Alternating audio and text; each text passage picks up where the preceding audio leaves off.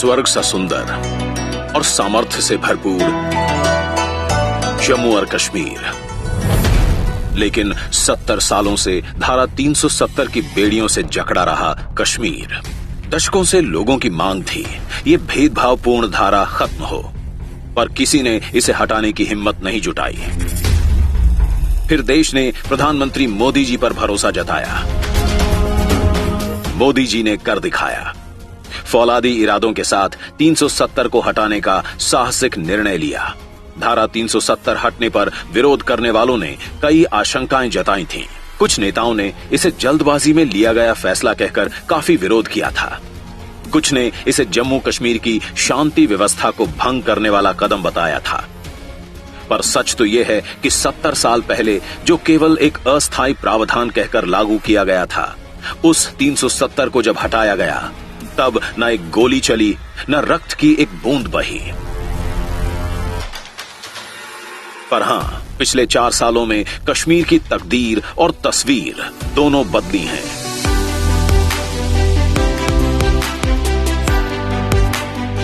धारा 370 के खत्म होते ही शांति बढ़ी, सुरक्षा बढ़ी, जीवन बदला। आतंकियों के हौसले पस्त हुए, अलगाववादी अलग थलग पड़ गए। 2019 से अब तक 182 आतंकी मारे जा चुके हैं।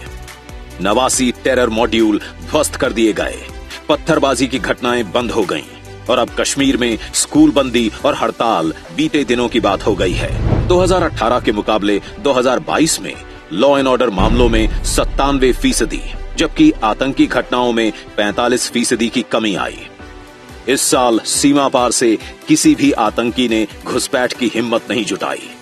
अब जम्मू कश्मीर लोकतंत्र को मजबूत करने वाला प्रदेश बन गया है। वहां आज 35,000 इलेक्टेड रिप्रेजेंटेटिव्स पंचायतों तक की व्यवस्था संभाल रहे हैं। शांतिपूर्ण चुनाव से लोकतांत्रिक नींव मजबूत हुई है। जम्मू और कश्मीर में पहली बार ब्लॉक डेवलपमेंट काउंसिल के चुनाव हुए, जिसमें 98% से ज्यादा वोटिंग ने लोकतंत्र के प्रति लोगों की अडिग आस्था को जाहिर किया। पहली बार 3 स्तरीय पंचायती राज व्यवस्था राज्य में बहाल हुई। धारा 370 हटी तो लगभग 900 केंद्रीय कानून कश्मीर में लागू हुए। डोमिसाइल का अधिकार अब सभी स्थायी निवासियों को हासिल है। कश्मीरी महिलाएं भी अब रियल एस्टेट में मालिकाना हक पा सकती हैं। 57,500 करोड़ रुपए के प्रधानमंत्री विकास पैकेज के तहत हो रहे विकास कार्यों में आई अभूतपूर्व तेजी। इससे अब जम्मू कश्मीर की पहचान बदलने लगी। अब ये देश की सबसे लंबी हाईवे टनल चेनानी नाशरी के लिए जाना जाता है। अब ये दिल्ली अमृतसर कटरा एक्सप्रेसवे के लिए जाना जाता है। अब ये प्रदेश दुनिया के सबसे ऊंचे रेलवे पुल चिनाब ब्रिज के लिए जाना जाता है। जम्मू और श्रीनगर अब उभरती हुई स्मार्ट सिटीज के रूप में जाने जाते हैं। यूपीए के समय रेंगता हुआ विकास अब बड़ी छलांगे लगाने लगा है।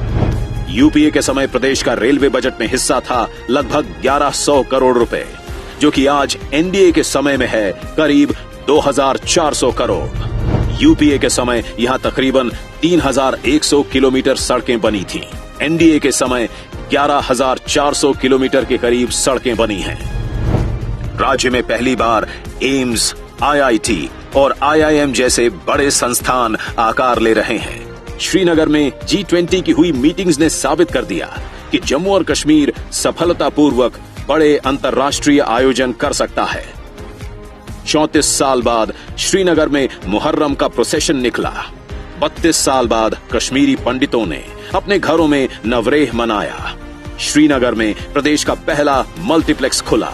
जम्मू कश्मीर के गरीब परिवार की राहों से कांटे चुनने का काम किया है प्रधानमंत्री मोदी जी ने, जैसे कि माता बहनों को धुएं से मुक्ति दिलाना, महिलाओं को खुले में शौच की मजबूरी दूर करना, घर और जीवन को रोशन करना, अपने पक्के घर का स्वाभिमान दिलाना, आयुष्मान कार्ड से गरीब परिवार की बीमारी की चिंता मिटाना। 3.5 लाख युवाओं को स्किल ट्रेनिंग भी मिल चुकी है। एनडीए सरकार ने यहां की प्राचीन विरासतों को फिर से जीवंत करने का बीड़ा भी उठाया है। कुपवाड़ा जिले में माता शारदा मंदिर और जम्मू में श्री वेंकटेश्वर स्वामी मंदिर का भी उद्घाटन किया गया है। अब जम्मू कश्मीर के साथ साथ लद्दाख में भी जनसेवा का उत्सव मनाया जा रहा है। बॉर्डर इंफ्रास्ट्रक्चर को मजबूती मिल रही है। मोदी सरकार लद्दाख को सभी मौसम में संपर्क प्रदान करने के लिए शिंकुनला सुरंग का भी निर्माण कर रही है। निर्माणाधीन जोजिला सुरंग भी भारत की सबसे लंबी सड़क सुरंग और एशिया की सबसे लंबी बाई डायरेक्शनल सुरंग होगी। इस सुरंग के निर्माण से श्रीनगर, कारगिल और लेह के बीच हर मौसम में और तेज कनेक्टिविटी मिलेगी। एनडीए सरकार लद्दाख में देश का पहला ग्रीन हाइड्रोजन प्लांट बना रही है। लद्दाख देश का पहला स्थान होगा जहां जल्द ही फ्यूल सेल इलेक्ट्रिक व्हीकल चलेंगे। लद्दाख करीब 70% भारत नेट कनेक्टिविटी के साथ डिजिटल इंडिया की बेहतरीन मिसाल बन रहा है। लद्दाख की गरीब माता बहनों को 11,000 से अधिक उज्ज्वला गैस सिलेंडर पहुंचाए गए हैं। लद्दाख में 33,500 घरों को नल से जल पहुंचाया गया है। आयुष्मान योजना के 1.3 लाख लाभार्थी हैं। करीब 2,100 पीएम आवास बनाए गए हैं। 960 करोड़ के मुद्रा लोन दिए गए हैं। अब जम्मू कश्मीर, लद्दाख अंधकार में नहीं, यहां विकास का सूरज प्रकाश बिखेर रहा है। जय हिंद।